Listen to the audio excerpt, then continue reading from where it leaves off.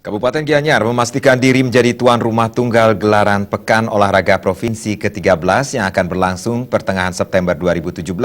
Kepastian tersebut disampaikan Ketua Harian KONI Gianyar, Pande Made Purwate, saat ditemui usai rapat pembahasan pelaksanaan Porprov 2017 di kantor KONI Bali. Lebih lanjut, Ketua Harian KONI Gianyar, Pande Made Purwate menjelaskan rapat antara KONI Bali dengan KONI Gianyar secara umum telah menyepakati sejumlah poin penting menyangkut pelaksanaan Porprov Bali 2017. Sejumlah poin-poin penting yang disepakati diantaranya menyangkut keberadaan venue maupun kepastian Gianyar menjadi tuan rumah tunggal tanpa menggandeng Kabupaten Klungkung. Meski Gianyar mengakui kesulitan dalam hal penyiapan venue pertandingan, namun Pande Purwate mengatakan kesiapan mempertandingkan seluruh cabang olahraga termasuk cabang eksibisi yang dipertandingkan pada Porprov sebelumnya di Buleleng. Venue yang kemungkinan digelar di luar Gianyar adalah cabang renang.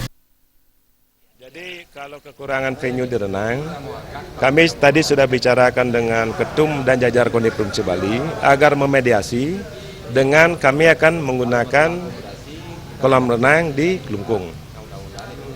Jadi kolam renang di Klungkung kan kita empatkan, nanti biar cepatlah KONI Provinsi Bali koordinasi dengan Kabupaten Klungkung. Pande Purwate mengungkapkan kekurangan venue nantinya diakali dengan menggunakan aula di sejumlah sekolah bagi cabang tertentu. Sementara venue baru yang akan dibangun sebagai persiapan Gianyar menyambut Porprov 2017 hanyalah pembangunan sarana papan panjat tebing. Sementara estimasi biaya yang kemungkinan diajukan untuk menggelar hajatan multi-event olahraga tahun ini diperkirakan mencapai nominal 20 miliar. Alit Sidi dan Saputra Bali TV.